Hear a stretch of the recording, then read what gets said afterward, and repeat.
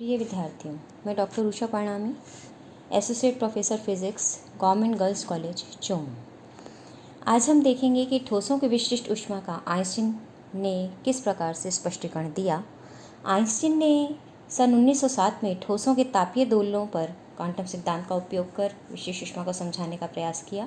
Einstein ने माना कि जो ठोस का अणु है, ठोस में जितने भी अणु हैं वो दोलकों की भांति व्यवहार कर रहे हैं और उन स्वतंत्र वो दोलन एक दूसरे से संबंधित नहीं है। वो दोलन कैसे हैं? स्वतंत्र हैं और प्रत्येक दोलन की जो आवृत्ति है वो समान है। वो उस आवृत्ति को न्यू माना गया।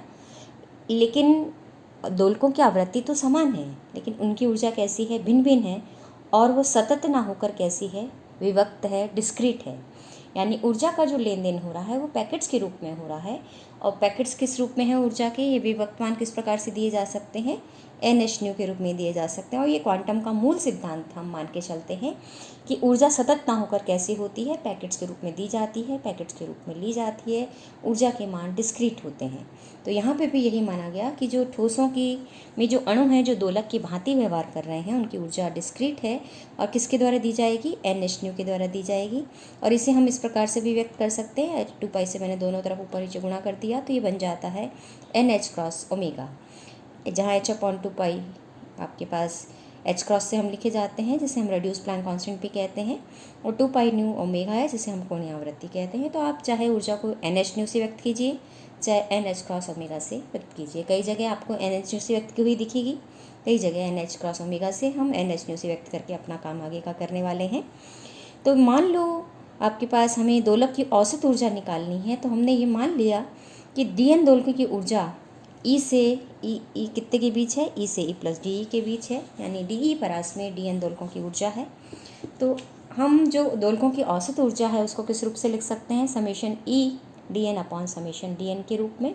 और हम जानते हैं हमारी स्टैटिस्टिकल मैकेनिक्स से, स्टैटिस्टिकल फिजिक्स से, कि जो DN दोलकों की ऊर्जा हम कह रहे हैं कि E से E प्लस D के मध्य है, तो उसकी संभावना किसके द्वारा दी जाती है?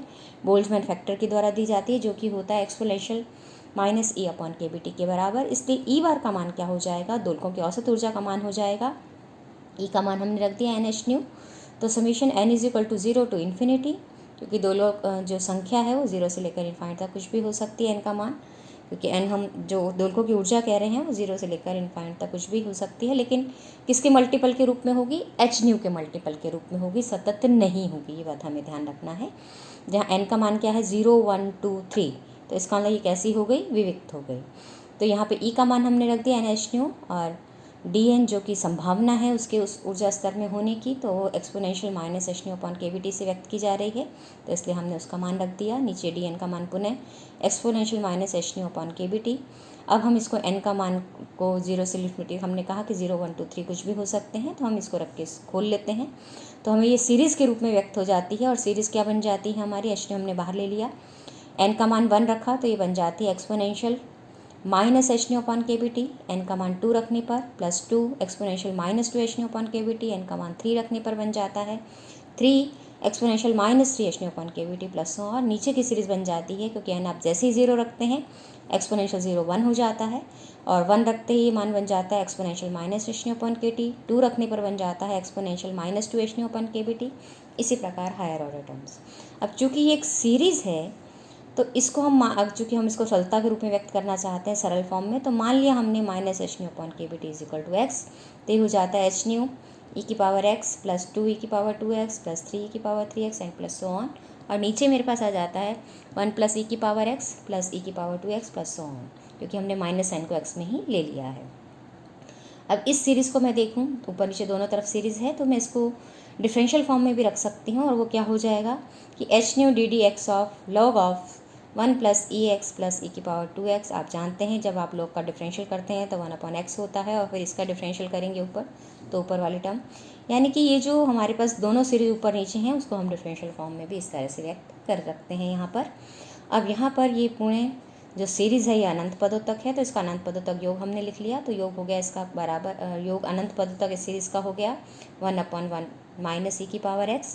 तो यहाँ पर जो फुल फॉर्मूला मेरे पास औसत ऊर्जा का बन गया वो बन गया H new DDX of log of 1 upon 1 minus e की पावर x। अब हम इसका लॉग देख लेते हैं, तो लॉग हो जाएगा log 1 minus log 1 minus e की पावर x।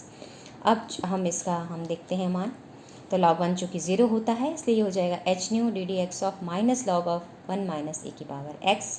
अब इसका हम डिफरेंशियल कर लेते हैं, डिफरेंशियल करते हैं तो log e की पावर x का माइनस 1 अपॉन e की पावर x, और ये माइनस साइन के साथ माइनस e की पावर x आ रहा है, तो इसलिए ये हो जाएगा प्लस का। तो हमारे पास मान x का मान हम पुनः रख देते हैं minus H nu upon K B T. तो मेरे पास मान बन जाता है, यहाँ अगर मैं इसको देख लेती हूँ तो मान बन e की पावर x से डिवाइड कर देती हूँ तो ये बन जाता है एच न्यू अपॉन e की power minus x minus 1। X का मान रखने पर ये मान बन जाता है, प्रति दोलक की जो औसत ऊर्जा है वो हो जाती है H nu upon exponential H nu upon K B T minus 1। अब औसत ऊर्जा का मान मुझे पता है और दोलकों की संख्या भी मुझे पता है, तो कुल ऊर्जा कितनी होगी ठोस की वो मुझे पता लग सकती है। तो हमें ये पता है अच्छे से कि ठोस के 1 मोल की जो आंतरिक ऊर्जा है वो 3 Na बार द्वारा दी जाएगी। हम पहले स्पष्ट कर चुके हैं कि प्रत्येक दोलक की डिग्री ऑफ फ्रीडम जो मानी गई है वो 3 मानी गई है, और 1 मोल की बात कर रहे हैं, इसलिए 1 मोल में जो अणुओं की संख्या है वो एवोगाड्रो नंबर के द्वारा Na के द्वारा दी जाती है। इसलिए ठोस के 1 मोल की आंतरिक ऊर्जा का मान हो जाएगा 3 Na बार के बराबर। तो 1 मोल में अणुओं की संख्या हम जानते हैं, एवोगाड्रो नंबर है जो कि 6.023 × 10⁻23। आपके पास अगर हम पर ग्राम मोल की बात करें और किलोग्राम मोल की बात करें तो 10⁻26 लिखते हैं, ये आपको ज्ञात है। अब यहाँ पर हमने ई बार का मान रख दिया है, तो यू का मान हो गया 3 Na H nu upon exponential H nu upon K B T minus 1। अब हमें चाहिए विशिष्ट ऊष्मा, और विशिष्ट ऊष्मा हम जानते हैं कि डी यू डी टी होती है, तो यहाँ हमने इसका डिफरेंशियल कर लिया है।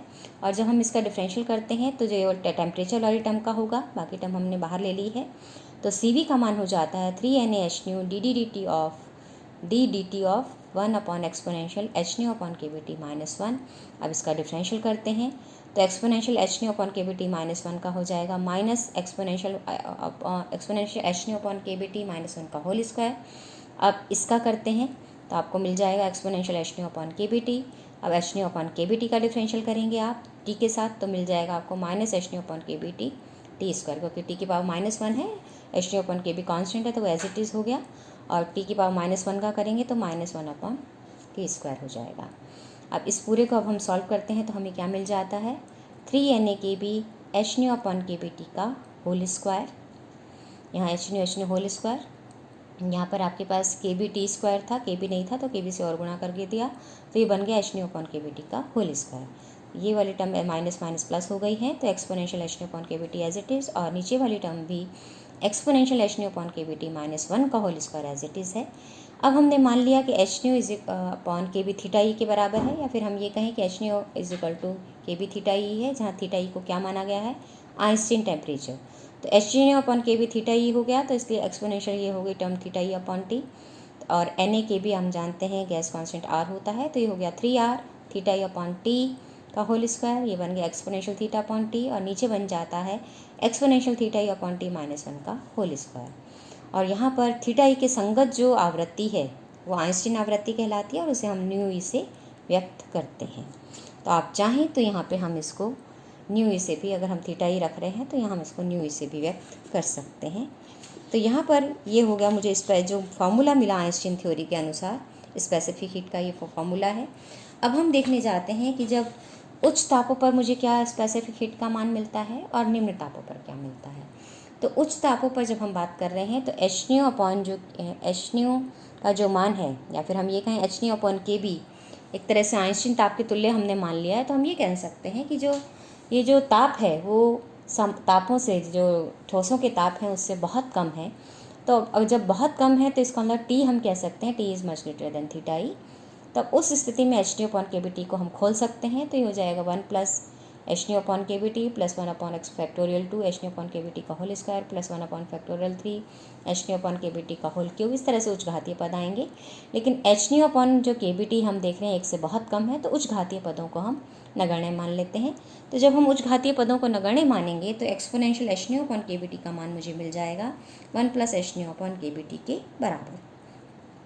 तो इसलिए मुझे स्पेसिफिक हीट जो मिलेगी वो हो जाएगी 3R H nu upon K B T का होल स्क्वायर, और exponential H nu upon K B T की जगह 1 plus H nu upon K B T, और नीचे -1 से 1 कट रहा है, तो ये हो जाएगा आपके पास H nu upon K B T के बराबर। तो ये मान मुझे यहाँ से मिलेगा। तो इसका मतलब जो आपके पास पुनः जो H/KBT है उसका मान 1 से कम है, इसलिए उच्च तापों पर जो स्पेसिफिक हीट मुझे मिल जाती है वो लगभग 3R के बराबर है, जो कि डुलोंग-पिटेट का नियम हमको बताता है। इसी तरह जब हम निम्न तापों पर बात करते हैं तो H/KB है उसका मान जो है ठोसों के तापों से बहुत ज़्यादा होगा, या फिर हम ये कह सकते हैं जो ताप हैं उनका मान θE से बहुत कम है, तो इसलिए एक्सपोनेंशियल H/KBT का मान 1 से बहुत कम होगा। तो नीचे हम 1 को छोड़ सकते हैं, तो इसलिए एक स्क्वायर टर्म कट जाएगी, तो सिर्फ मेरे पास u का मान बचेगा 3R H/KBT का होल स्क्वायर, एक्सपोनेंशियल यहाँ पे हम उसको ऊपर ले गए हैं इसलिए एक्सपोनेंशियल माइनस H/KBT के बराबर। तो यहाँ पर जो हमें, लेकिन निम्न तापों पर अगर मैं देखूँ तो उच्च तापों पर तो ये सामंजस्य दिखा रही है एक्सपेरिमेंटल से, लेकिन निम्न तापों पर ये T³ के समानुपाती नहीं है। तो इसलिए जो आइंस्टीन की जो थ्योरी है वो निम्न तापों पर जो विशिष्ट ऊष्मा का कर्व है उसको नहीं समझा पाती है। तो इस प्रकार से हम ये देखते हैं, और ये तो ठीक है कि जब T इज़ टेंडिंग टू 0 तब CV का मान मुझे 0 की ओर मिलता है, 0 की ओर टेंड करता है, इसको सेटिस्फाई करता है। लेकिन निम्न ताप पर आइंस्टीन का मॉडल जो है वो विशिष्ट ऊष्मा के वक्र को, यानी कि जो हम देख रहे थे कि जो विशिष्ट ऊष्मा है निम्न तापों पर T³ के समानुपाती दिख रही थी, वो मुझे आइंस्टीन थ्योरी द्वारा नहीं मिलता। तो अब हम देखते हैं आइंस्टीन मॉडल की सीमाएं क्या हैं। कि आइंस्टीन मॉडल ने जो कहा कि प्रत्येक ठोस के लिए उनकी अभिलाक्षणिक आवृत्ति जो है न्यूई का मान अलग अलग होता है, परंतु आइंस्टीन ताप का न्यूई के साथ जो अनुपात है θE/न्यू वो समान होता है। इसलिए सभी ठोसों के लिए विशिष्ट ऊष्मा का मान समान प्राप्त होता है, जबकि प्रायोगिक वक्र हम देखते हैं कि प्रत्येक ठोस के लिए उसका जो स्लोप है वो अलग अलग होता है, समान नहीं होता है, जबकि आइंस्टीन थ्योरी से हमें ये क्या मिलेगा, समान मिलेगा। तो एक लिमिटेशन है आइंस्टीन थ्योरी की। और अगर ये स्थिति है तो इसी वजह से हम ये कह सकते हैं कि जो आइंस्टीन द्वारा जो हमें CV का सूत्र मिला है उससे एक प्रायोगिक वक्र की जो है निश्चित बिंदु तक ही व्याख्या की जा सकती है और इसको स्पष्ट किया जा सकता है। और यह T³ के, परंतु हम ये जानते हैं कि ये T³ के समानुपाती नहीं होता है, ये हम देख चुके हैं। तो इस प्रकार जिससे हम चांदी के लिए कंपैरिजन करें तो चांदी के लिए जो 14 डिग्री केल्विन पर CV का मान होता है उससे प्रायोगिक मान से हमें जो थ्योरी से मिलता है, आइंस्टीन की थ्योरी से जो मुझे स्पेसिफिक का मान मिल रहा है वो लगभग 28 गुना कम है, तो कहीं मैचिंग नहीं है। यानी कि ट्रेंड तो लगभग मिल रहा है लेकिन प्रैक्टिकल जो प्रायोगिक रिजल्ट है उससे मैचिंग में हमें नहीं मिल रहा है, क्योंकि 0 पर तो स्पेसिफिक 0 मिल रही है, उच्च ताप पर हमें मिल रही है 3R के बराबर, लेकिन निम्न तापों पर जो मुझे ट्रेंड मिल रहा है वो ट्रेंड T³ से मेल नहीं खा रहा है। और θE और न्यूई के जो मान हैं, आइंस्टीन टेम्परेचर और आइंस्टीन आवृत्ति के जो मान हैं सूत्र से तो अनुमत सिद्ध होते हैं, लेकिन इन्हें किसी अन्य स्वतंत्र कंस्टेंट से, फिजिकल जानकारी से, फिजिकल कांस्टेंट से इन्हें हम प्राप्त नहीं कर पाते हैं। तो इस प्रकार आइंस्टीन का मॉडल उच्च तापों पर और T=0 पर श्रेष्ठ परिणाम देता है, परंतु निम्न तापों पर ये परिणाम श्रेष्ठ हमें नहीं देता है। तो इस प्रकार से हम आइंस्टीन की थ्योरी के द्वारा स्पेसिफिक हीट की व्याख्या करते हैं। इस मॉडल को थोड़ा और करेक्ट किया डिबाई ने, और डिबाई की क्या अवधारणाएं थी, उसने किस प्रकार से आइंस्टीन मॉडल को करेक्ट करने का प्रयास किया, और डिबाई के सूत्र से हम कैसे स्पेसिफिक हीट की व्याख्या करते हैं, इसे हम देखेंगे अपने अगले लेक्चर में। Thank you.